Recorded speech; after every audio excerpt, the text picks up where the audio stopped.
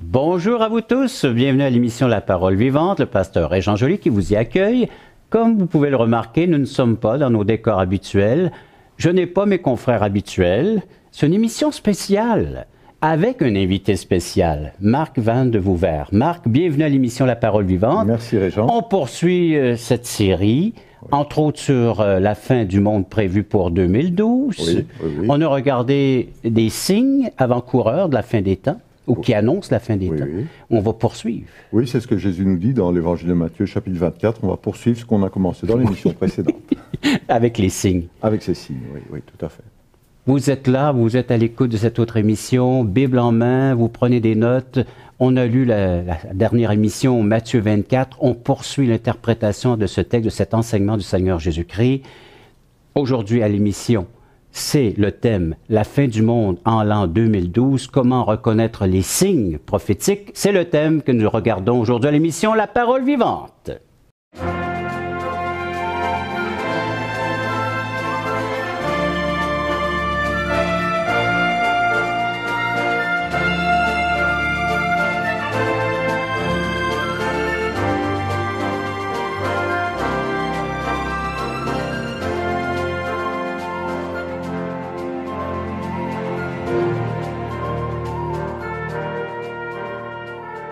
Dans la première partie concernant ce thème, la fin du monde pour l'an 2012, on a regardé quelques signes. Le premier signe, c'est les faux prophètes. Deuxième signe, les guerres et bruits de guerre, dont le Seigneur fait une distinction entre les deux termes.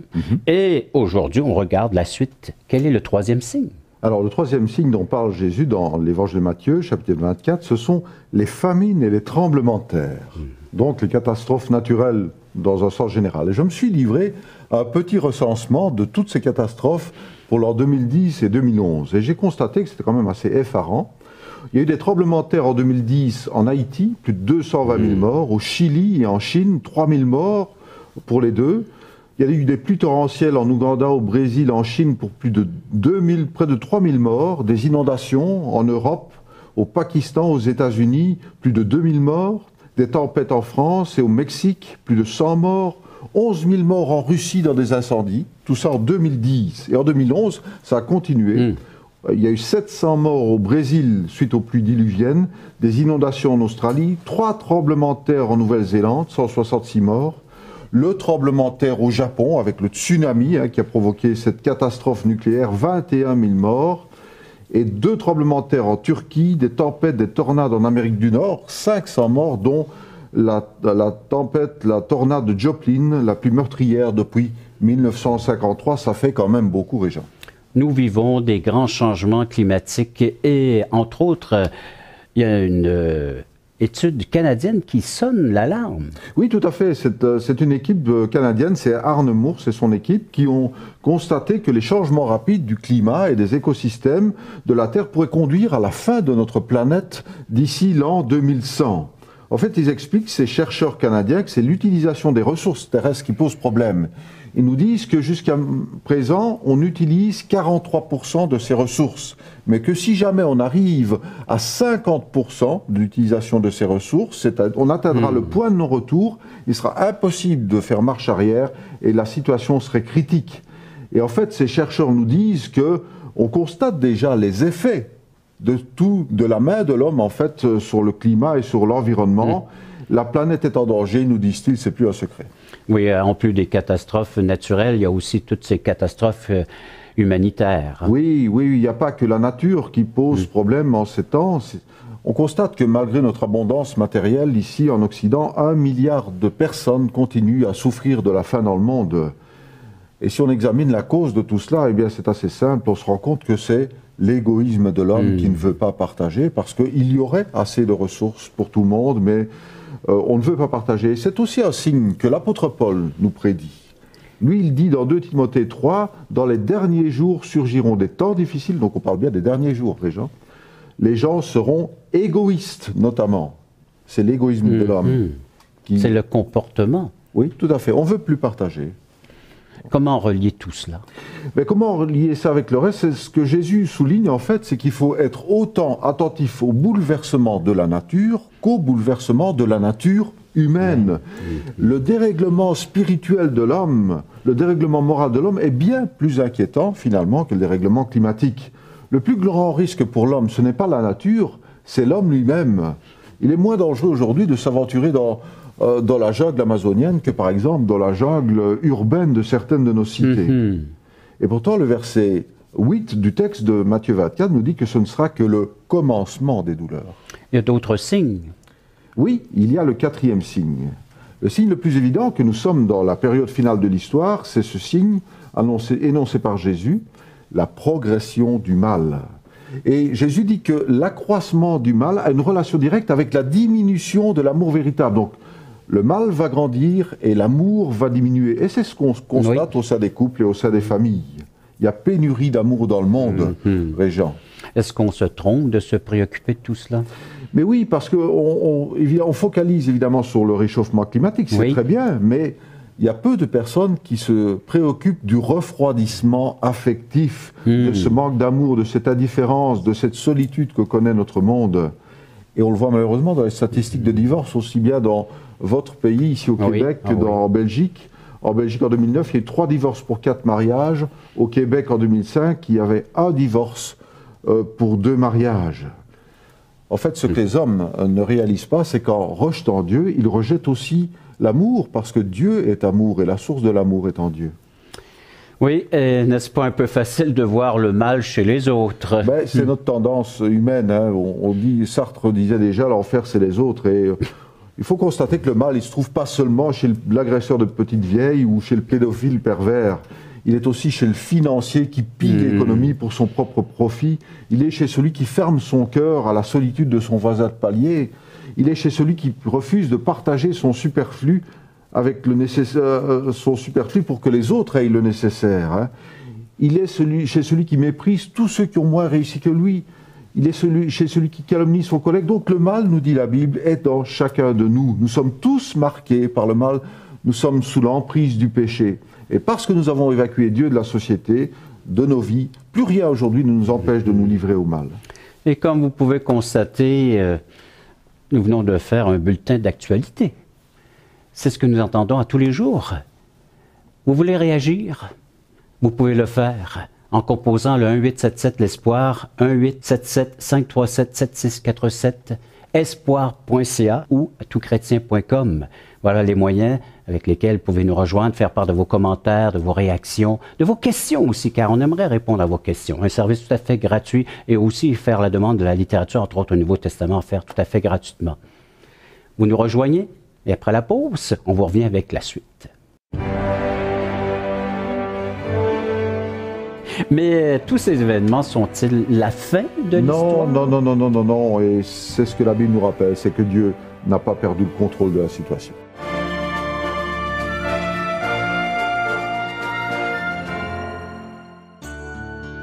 Vous êtes invité à assister à l'un de nos merveilleux déjeuners d'espoir.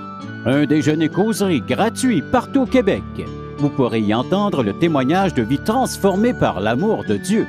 Pour connaître et savoir où ont lieu ces déjeuners, appelez-nous maintenant en composant le 1877 l'Espoir. 1877-537-7647. Ces déjeuners sont offerts gratuitement. Bienvenue à tous!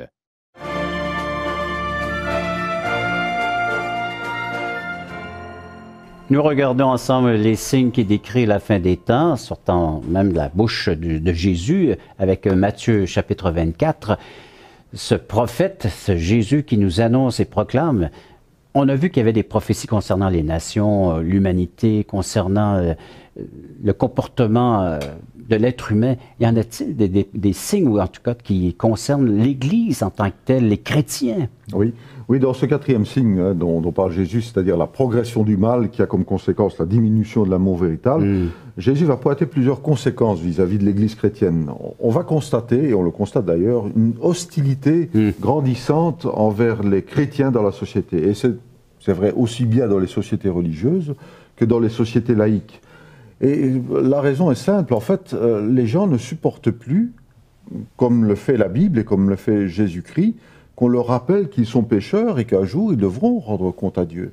mais on ne peut pas déchirer des pages de notre Bible pour rendre le message plus agréable. Jésus dit, et la parole de Dieu nous dit qu'un jour, on sera confronté à Dieu qui est saint et qui nous posera des questions, qui nous demandera ce qu'on a fait de notre vie, ce qu'on a fait de cette bonne nouvelle, ce qu'on a fait de l'évangile qu'il nous a donné. Mais Jésus dit aussi que la logique d'un tel sentiment antichrétien va conduire à des persécutions, et même à des exécutions, dit Jésus, envers ceux qui veulent suivre Jésus-Christ. Et on voit que c'est effectivement le cas, puisqu'il y a notamment un journaliste qui s'est penché sur le problème, il s'appelle Raphaël Delpar, il a écrit un livre, La persécution des chrétiens aujourd'hui dans le monde. Alors ce n'est pas un chrétien, donc son témoignage n'est pas sujet à caution, mais il a constaté effectivement que c'était déjà le cas dans le monde, et le verset 9 de notre texte nous dit bien que les chrétiens seront détestés de toutes les nations à cause du nom de Jésus-Christ. Donc il y a un retournement moral qui va se passer dans la société, et tout ça ne va pas être sans conséquence sur les chrétiens, parce que les chrétiens, face à ça, évidemment, auront des attitudes, vont céder à la trahison, vont céder à la haine. L'élément d'ailleurs dominant pour l'Église dont parle Jésus, c'est l'apostasie. Qu'est-ce que c'est l'apostasie? Oui. C'est l'abandon de la foi. Ça veut dire le renoncement à la foi chrétienne. Et là, l'apôtre Paul le souligne aussi dans deux de ses textes. Dans 1 Timothée 4.1, il dit « Dans les derniers temps, certains abandonneront la foi pour suivre des esprits trompeurs et des enseignements inspirés par les démons. » Et dans 2 Thessaloniciens 2.3, il faut que l'apostasie soit arrivée avant le jour du Seigneur. Est-ce qu'on peut voir aussi d'autres signes arrivés en aventure au 5e, entre autres, décrits par le Seigneur lui-même? Et oui, et c'est assez paradoxal parce que Jésus nous dit que c'est justement dans cette période troublée, d'antichristianisme, que va se passer le 5e signe, c'est-à-dire que cette bonne nouvelle, l'évangile du salut en Jésus-Christ, va être communiquée dans le monde entier, elle va servir de témoignage à toute la terre. Mais la foi chrétienne ne tend-elle pas à disparaître? Oui, on peut le constater dans certains pays, peut-être dans nos pays occidentaux, mais on voit dans d'autres pays, en fait, qu'il y a une croissance, justement, de la foi et du christianisme et de l'évangile.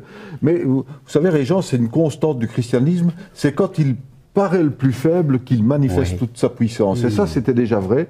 C'est quand Jésus-Christ a été cloué sur la croix, en fait, qu'il a ressuscité ensuite et qu'il est remonté au ciel. C'est aussi vrai lorsque les disciples ont vu Jésus cloué sur une croix, ils étaient tellement effrayés, et puis ils ont été transformés quand ils ont vu Jésus ressuscité. Ils ont bouleversé le monde entier en communiquant la bonne nouvelle. Donc ce sera encore vrai pour l'Église chrétienne qui va achever de diffuser l'Évangile à toutes les nations. Et qu'en est-il du prochain signe? Mais ce signe va nous annoncer en fait l'imminence du retour de Jésus-Christ. Il est déjà mentionné dans plusieurs autres livres, dans le livre de Daniel, par Jésus, dans la lettre de Paul aux Thessaloniciens. Et que dit-il ce signe? Il nous est dit qu'un homme incarnant le mal va prendre le pouvoir absolu sur l'humanité et va s'installer à Jérusalem. L'apôtre Paul, lui, l'appelle la méchanceté personnifiée, l'homme du péché, l'adversaire qui s'élève au-dessus de tout ce qu'on appelle Dieu, de tout ce qu'on adore, et qui va jusqu'à s'asseoir dans le sanctuaire de Dieu et à se présenter lui-même comme Dieu.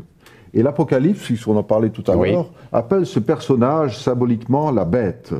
Et elle dit que tous les êtres humains seront obligés de lui faire allégeance sous peine d'être exclus du système économique. N'est-ce pas une façon de crier au loup, de faire peur aux gens? Non, parce que c'est pas si fantaisiste que ça, parce qu'on voit en fait, après la succession de crises qu'on vit, qu'il y a une concentration en fait de tous les pouvoirs. Concentration du pouvoir économique, concentration du pouvoir politique. Et quant au pouvoir religieux, les gens disent aujourd'hui, s'il n'y avait plus de religion, ou s'il n'y avait qu'une seule religion, il n'y aurait pas toutes ces guerres, toutes ces frictions au nom de la religion. Alors, concrètement, comment obliger les gens à porter la marque de la bête décrite par le 666 dans l'Apocalypse? Oui, c'est ce fameux chiffre de la bête dans l'Apocalypse qui dit qu'on sera obligé de l'avoir pour pouvoir faire commerce, manger, etc. On sait aujourd'hui que les moyens de paiement sont de plus en plus centralisés, de plus en plus sécurisés. Et donc, c'est pas non plus si fantaisiste que ça. Les chercheurs aujourd'hui ont déjà imaginé qu'on pourrait porter des implants sous la peau et voir que ça pourrait remplacer les cartes bancaires. Oui, hein. Mais tous ces événements sont-ils la fin de l'histoire? Non. Et c'est ce que la Bible nous rappelle, c'est que Dieu n'a pas perdu le contrôle de la situation. Merci Marc. À vous maintenant de nous rejoindre et puis de participer à cette émission Parole vivante. par le téléphone 1-877-537-7647, espoir.ca, toutchrétien.com, et vous participez par le fait même à l'émission en faisant part de vos commentaires, réactions et de vos questions. Après la pause, on regarde la façon d'agir et de réagir à tout cela. Et c'est peut-être la question qu'on peut poser à nos téléspectateurs. Oui. Cher ami, est-ce que tu es prêt, toi-même, à rencontrer ton Dieu?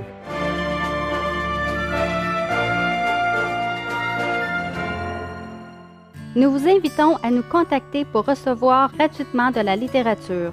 Vous recevrez le Nouveau Testament, une portion des Écritures relatant la vie de Jésus, ainsi que l'Évangile de Jean qui parle de comment connaître Jésus et sa merveilleuse promesse. Un tract, Aujourd'hui l'espoir, c'est Jésus seul. Et finalement, un livre de relations d'aide sur la Bible de June Hunt qui nous parle que la Bible est la source suprême de la révélation du sens de la vie. Alors n'hésitez pas à appeler, c'est gratuit.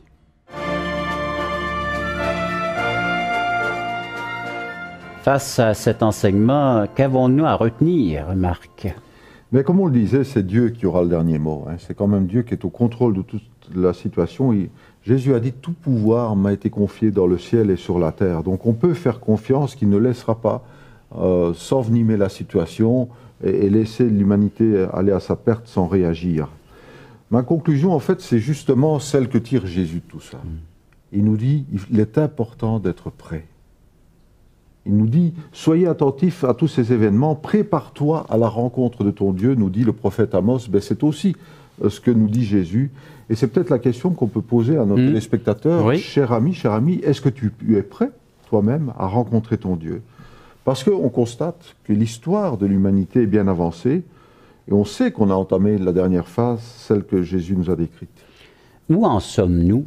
Comment nous situer face à l'enseignement de Jésus? Ben, on est quelque part entre le 4e signe, donc cette progression du mal, cette diminution de l'amour véritable, et le 5e signe, la diffusion de l'évangile dans le monde entier. On sait qu'on est dans cette période-là. Ouais, je peux entendre les gens, moi. Et toi aussi. Ben, on a encore bien du temps devant nous. Mais ça, on n'en sait rien. On n'en sait rien si on a du temps, parce que on a constaté ces dernières années, on voit l'histoire qui s'accélère brutalement. Il y a eu des événements qui étaient totalement inattendus. On a eu la chute du mur de Berlin en novembre 89, on a eu la crise financière de 2008, on a eu le printemps arabe en 2011, et bien, ce sont tous des événements que personne n'avait prévus. Tu es au courant du printemps arabe, toi, qu'on a vécu? Érable, oui, tout à fait, oui, absolument, oui. Ben, là aussi, c'est aussi un événement inattendu, mais tous ces grands bouleversements qu'on voit au Moyen-Orient, notamment, ça, ce sont des choses encore plus importantes, et personne n'a prévu tout cela. Mais il faut quand même rappeler une chose, c'est que pour la plupart d'entre nous, ce bouleversement de l'histoire, ce n'est pas l'échéance finale. Le plus important, ce n'est pas de savoir que le monde va prendre fin, c'est que notre vie va prendre fin. La Bible dit, y a-t-il un homme qui puisse vivre et ne pas voir la mort, qui puisse sauver son âme du séjour des morts? Nous ne savons pas où en est notre vie. Et comme on ne sait pas évidemment quand viendra la fin des temps, on ne sait pas non plus quand viendra la fin de notre vie. C'est Dieu qui tient le décompte. Et si Dieu décidait de couper le fil de notre vie aujourd'hui, je pense qu'il est important de se poser la question, est-ce que je suis sûr, absolument sûr, d'aller dans la présence de Dieu au paradis? Est-ce que j'ai cette certitude-là? Voilà la seule question importante.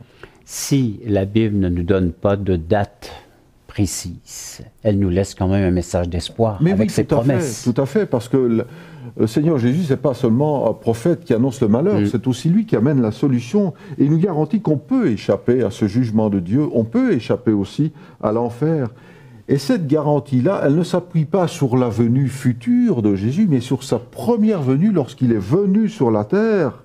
Et la Bible nous explique que tous ceux qui reconnaîtront Jésus-Christ pour ce qu'il est, c'est-à-dire comme leur sauveur, comme le Seigneur, ne vont pas le rencontrer comme juge une fois qu'ils seront dans l'au-delà, mais le rencontreront comme ami, comme avocat. C'est ce que Jésus veut être dès maintenant, notre ami. Il sera notre avocat, il veut être notre libérateur, le garant de notre salut devant Dieu. Donc finalement, pour être prêt pour la deuxième venue de Jésus-Christ, il faut l'avoir rencontré une première fois ici. On va se garder du temps pour la conclusion de ce message et par le fait même de cette série. Se tourner vers vous, chers téléspectateurs, en précisant qu'il y a quelques façons dans lesquelles vous pouvez nous rejoindre, avec lesquelles vous pouvez nous rejoindre. Tout d'abord, en appelant un service qui est disponible, La téléphoniste, elle est là, prête à répondre à vos questions, vos commentaires, ou tout simplement prendre vos coordonnées afin de vous faire parvenir tout à fait gratuitement de la littérature. Vous appelez un 877-L'Espoir, un 877-537-7647, ou visitez nos sites Internet. Vous allez pouvoir réécouter ces émissions 7 avec Marc et bien d'autres émissions de radio et de télévision qui sont offertes à espoir.ca et à toutchrétien.com. Après la pause, conclusion de ce message de cette série. C'est Jésus qui a dit, si quelqu'un ne naît pas de nouveau, il ne peut pas voir le royaume de Dieu. Il a dit à un homme qui était religieux, qui est venu le voir, il lui a dit, il faut que vous naissiez de nouveau. Donc il faut qu'on passe par cette nouvelle naissance. Et c'est la question qu'on peut poser à nos téléspectateurs. Oui. Êtes-vous né de nouveau? Est-ce que vous êtes passé par ce bouleversement complet de la personne?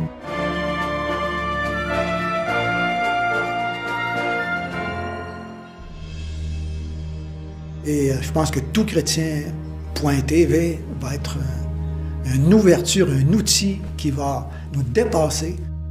Et tous les espoirs sont permis. Toutchrétien.com est donc là pour rester et grandir. Ce grand portail constitue en lui-même une plateforme unique d'études et d'échanges entre les chrétiens du Canada francophone et de la francophonie tout entière. Toutchrétien.com, un vecteur d'évangélisation unique au service de l'Église de Jésus-Christ. Pour les gens qui ont envie de vivre une relation avec Jésus-Christ, je crois que là, ils vont trouver quelque chose qui ressemble à leur temps et qui répond à des besoins de tous les membres de leur famille.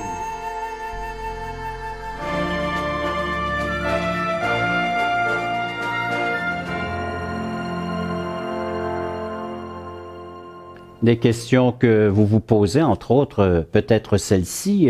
Comment être prêt pour la seconde venue de Jésus-Christ?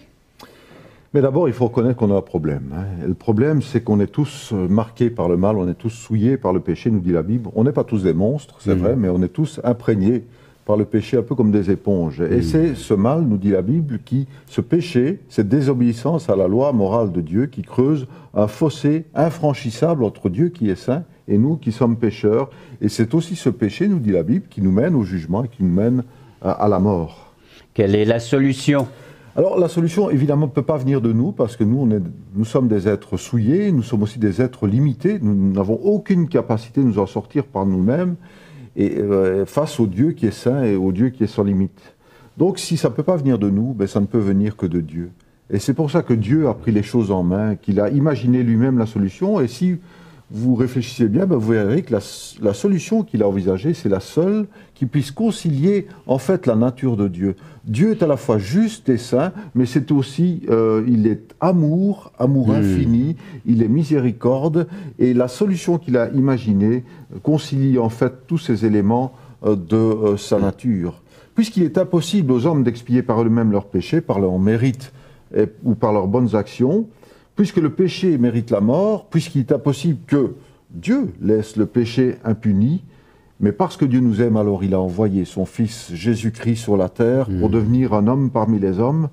Et c'est ça déjà, dans cette venue de Jésus sur la terre, on voit déjà tout l'amour de Dieu. On voit que le Fils de Dieu a pris une condition humaine, une forme humaine, pour vivre notre souffrance, pour partager ce que nous sommes. Et c'est ce qu'il a fait d'ailleurs dans les 3 ans de vie publique qu'il a eu, dont nous parlent les évangiles. Et qu'en a-t-il récolté?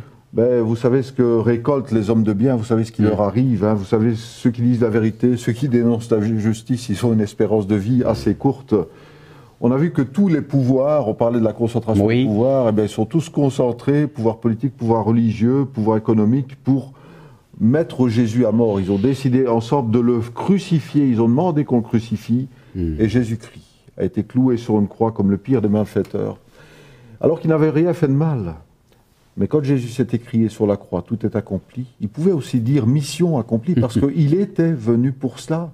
Les gens croyaient se débarrasser de lui, mais non, en fait, lui, il est venu nous débarrasser du péché en mourant sur la croix. Et est-ce la fin de l'histoire? Mais non, non, parce que Jésus-Christ n'est pas seulement mort, il est ressuscité. Et Dieu l'a ressuscité pour montrer une chose, c'est qu'il acceptait le sacrifice de Jésus comme suffisant pour nous pardonner, pour nous sauver, mais aussi pour nous montrer qu'il était plus fort que la mort, plus fort que le péché. Donc Dieu l'a ressuscité. Jésus, en fait, n'a pas cherché son intérêt lorsqu'il est venu sur la terre. Il n'a pas eu, comme nous, des comportements égoïstes. Il est venu simplement par amour pour offrir sa vie pour nous. Et pour tous ceux qui placent leur confiance en Jésus-Christ, il donne la capacité de vivre un changement personnel, une vie nouvelle, mais aussi une vie éternelle. Vous avez hâte d'entendre la suite, là. Marc, comment est-ce possible de vivre un tel changement? Mais c'est possible parce que la Bible nous dit que Dieu met en nous son esprit qui opère une transformation qui s'appelle la nouvelle naissance. C'est une nouvelle naissance spirituelle par laquelle Dieu crée en nous un cœur nouveau, un esprit nouveau. C'est Jésus qui a dit, si quelqu'un ne naît pas de nouveau, il ne peut pas voir le royaume de Dieu. Il a dit à un homme qui était religieux, qui est venu le voir, il lui a dit, il faut que vous naissiez de nouveau. Donc il faut qu'on passe par cette nouvelle naissance. Et c'est la question qu'on peut poser à nos téléspectateurs. Êtes-vous né de nouveau? Est-ce que vous êtes passé par ce bouleversement complet de la personne? Et comme ce personnage biblique, comment peut-on naître de nouveau? Mais la bonne nouvelle, c'est qu'on peut naître de nouveau aujourd'hui même. Il suffit simplement de croire, de mettre notre confiance dans Jésus-Christ qui est mort sur la croix pour nous, d'accepter que c'est pour nous qu'il est mort, pour notre péché, de se reconnaître comme on est devant Dieu et de prendre simplement cette décision de lui faire confiance. Il a accompli ce que moi je ne peux pas accomplir. Et quand puis-je prendre cette décision? Mais immédiatement, si vous êtes là, devant votre petit écran, vous pouvez décider vous-même de prendre cette décision, de confier votre vie à Jésus-Christ, de venir simplement devant lui dans la prière, tel que vous êtes, de reconnaître votre état de péché et de comprendre que Dieu vous a aimé au point que Jésus-Christ a donné sa vie pour vous pardonner vos péchés et transformer votre vie. À vous maintenant de conclure cette émission en faisant ce choix, en prenant cette décision de reconnaître que vous êtes un pécheur perdu, que vous avez besoin de la miséricorde, vous avez besoin de la grâce qui se manifeste présentement par le petit écran chez vous, par la présentation de l'Évangile de la personne de Jésus-Christ, à vous de l'accueillir comme votre sauveur personnel. Et faites-nous en part. Merci beaucoup, Marc, de ta participation. On te garde pour 2 autres émissions. D'accord. Jésus indigné. Merci d'avoir été là. Au revoir et à la prochaine.